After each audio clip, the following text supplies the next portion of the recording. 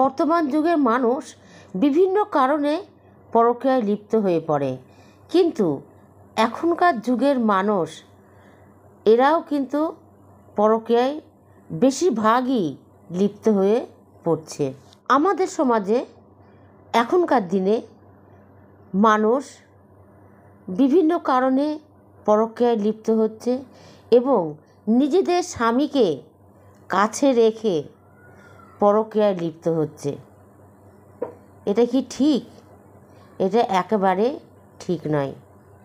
এই পরকীয়ায় একদিন সর্বনাশ ডেকে নিয়ে আসবে সংসার জীবনে এবং দুজনের জীবনের সঙ্গে তুলমুল অশান্তি, লাস্টে ছাড়াছাড়ি পর্যন্ত হয়ে যেতে পারে।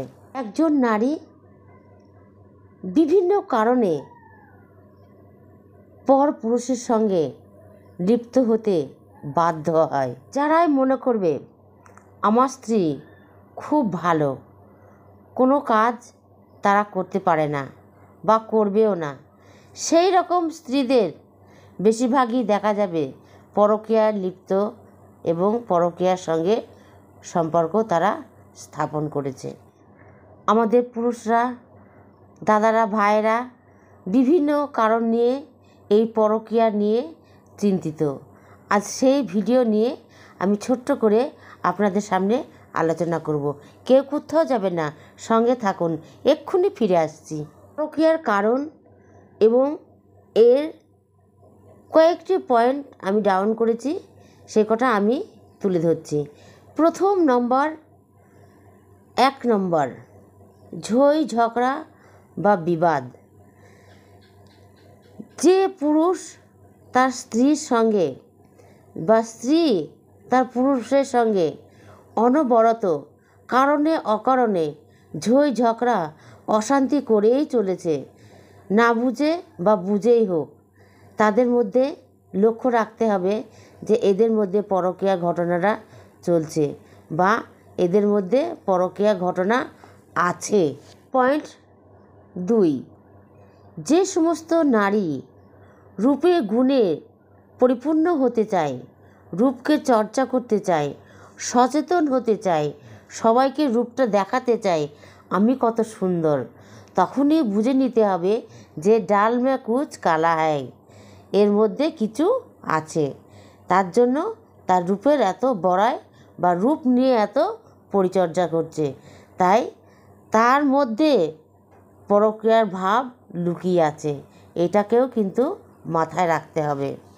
পয়েন্ট 3, যে মহিলা ইয়োগা করতে যায় প্রত্যেকটা দিন, তাকেও মনে করবেন যে সে ব্যক্তিও পরকীয়ায় লিপ্ত হতে পারে, কারণ তার ফিটনেস রাখার জন্য সে ওই কাজের জন্য যায়। বন্ধুরা, এরকম মহিলা এখনও আছে সচরাচর আমাদের সমাজের মধ্যে অনেক দেখা যায়। এগুলো হচ্ছে এক একটি লক্ষণ, এক একটি নমুনা, যা পরকীয়া দেখলেই আমরা বুঝতে পারবো যে এই মেয়ের দ্বারাই, এই কাজের দ্বারাই সে পরকীয়ার সঙ্গে যুক্ত আছে। পয়েন্ট নম্বর 4, যে স্ত্রী তার স্বামীকে সম্মান করে না, অসম্মান করে, সবসময় হেয় মনে করে, তুচ্ছ তাচ্ছিল্য মনে করে, তুই তুকারি করে কথা বলে, সম্মান দেয়ই না, তাকে বুঝতে হবে সে অন্যজনের সঙ্গে আসক্ত আছে বা লিপ্ত আছে। তার জন্য তার প্রতি কোনো কেয়ারিং নেই, তার নিজের স্বামীর প্রতি কোনো কেয়ারিং নেই। এই কারণের জন্য তার স্বামীকে সে অবহেলার চোখে দেখে। পয়েন্ট 5, যে স্ত্রী কারণে অকারণে কোনো প্রয়োজন নেই বাইরে যাওয়ার, কিন্তু বাইরে তাকে যেতেই হবে, কারণটা কি? তার প্রেমিকের সঙ্গে দেখা করতে হবে, মিট করতে হবে, সাক্ষাৎ করতে হবে, সেই জন্য তাকে বাইরে যেতে হবে, এটাই তার কারণ। এই গুপ্ত কারণের জন্য, কারণ অকারণে যাই হোক, তাকে ঘরের বাইরে যেতেই হবে। এই পুরুষ মানুষ তখন বুঝে নেবে যে তখন এই মহিলারা পরকীয়ার সঙ্গে লিপ্ত হয়েছে বা লিপ্ত হয়ে গেছে। পয়েন্ট 6, দুম করে কোনো কথা নেই, বার্তা নেই, স্ত্রীর মাথা গরম, ছেলে মেয়ের ওপর মাথা গরম, স্বামীর ওপরে মাথা গরম। কেন গরম? কেন রেগে গেল? হঠাৎ কেন রেগে যায়? কারণটা হচ্ছে তার প্রেমিকার সঙ্গে যখনই ছোট বড় কোনো কথা হয়, কোনো অশান্তি হয়, তখন বাড়ির লোকজনদের উপরে সেই অশান্তিটা তুলে নেয়। তার সঙ্গে তো কোনো ঝগড়া করতে পারে না, অশান্তি করতে পারে না, বাড়ির লোকজনদের উপরে মাথার উপর দিয়ে সেই অশান্তিটা, রাগটা মিটিয়ে নেয়। ওই জন্যে সবসময় রাগ দেখায়, বাচ্চাদের ওপর রাগ দেখাবে, স্বামীর ওপর রাগ দেখাবে, দুমদাম করে হাঁড়ি বাসন ফেলবে, দুমদাম করে কাজ করবে, এই রাগগুলো দেখায়, স্ত্রী দেখায়। তখনই বুঝতে হবে আমাদের মধ্যে যদি সুন্দর মিল থাকে, তাহলে ও কার জন্য রাগ করছে, কী কারণে ওর রাগটা হতে পারে, বুঝে নিতে হবে যে পরকীয়ায় সে লিপ্ত আছে, সেই জন্য এই রাগটা সে আমাদের উপর দিয়ে উঠাচ্ছে। পয়েন্ট 7, যে স্ত্রী সবসময় হাই হ্যালো চ্যাটিং, ফোনে ব্যস্ত, কোথায় কল করেছে, মিথ্যে করে বলবে স্বামীর কাছে কল করেছি, বাপের বাড়ি কল করেছি, ফলস, এগুলো সব বাজে কথা। সে কল করেছে তার প্রেমিকের কাছে, কল করেছে তার বন্ধুর কাছে, কল করেছে তার উদ্বি হাজব্যান্ডের কাছে, এই রকমও হতে পারে। তাই ফোনে এঙ্গেজ থাকে, সবসময় বিজি থাকে, সবসময় ব্যস্ত দেখায়, কার জন্য? তার বয়ফ্রেন্ডের জন্য। তাই যখনই এরকম দেখবে তখনই মনে ভেবে নিতে হবে যে এর মধ্যে কিছু গুপ্ত কিছু আছে বা এ পরকীয়ার সঙ্গে যুক্ত আছে। এই লক্ষণগুলোই খারাপ। ফোন আসলে কেটে দিয়ে অনেক দূরে সরে যাবে, ছাদের উপরে চলে যাবে, ওখানে হাই হ্যালো করে আবার নিচে চলে আসবে। স্বামীর কাছ থেকে 10 হাত দূরে ফোনটাকে রেখে দেবে যাতে তাড়াতাড়ি ফোনটা রিসিভ করতে না পারে।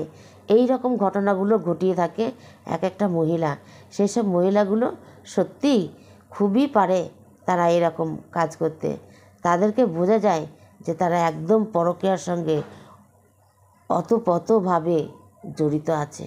নাম্বার 8, স্বামী কখন বাসায় আসছে, কখন বাসা থেকে বার হবে, এই যে একটা রুটিন, কখন ডিউটি ঢুকবে, কোন সময়ের মধ্যে ডিউটি থেকে ঘরে ফেরত আসতে পারে, এই রুটিনের কৈফিয়ত যখন চাবে স্ত্রী, তখনই বুঝে নিতে হবে যে টাইম টেবিলের সময় যখন চাইছে, তখন সে বাড়তি সময় বার করে নেওয়ার জন্য সময়টা আমার কাছ থেকে দেখে নিচ্ছে। তাহলে সে কিন্তু পরকীয়ার জন্যেই এই কাজটা করে থাকে।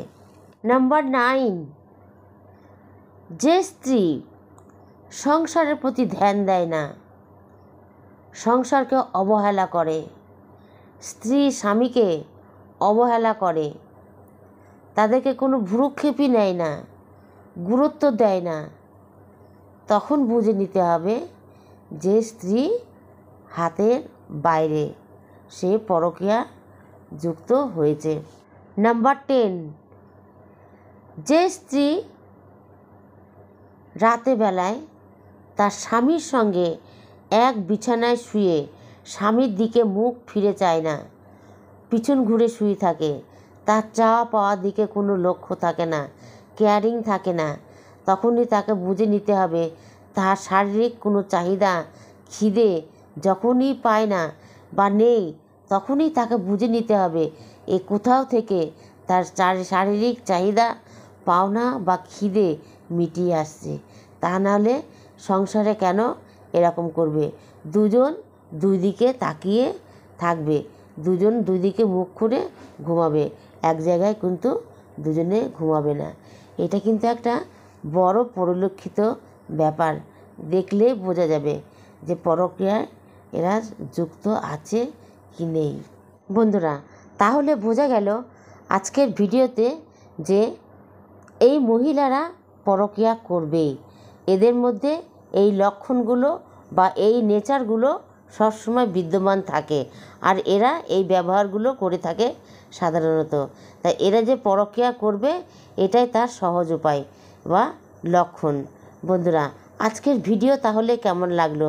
যদি ভালো লাগে তাহলে কিন্তু লাইক, কমেন্ট, শেয়ার চাই অতি অবশ্যই। ভিডিওতে যারা নতুন আজকে তারা অতি অবশ্যই একটা করে সাবস্ক্রাইব করে দেবেন। তাহলে আজকের মতন রাখছি। সকলকে আমার হৃদয়স্থল থেকে অনেক অনেক ধন্যবাদ। টাটা।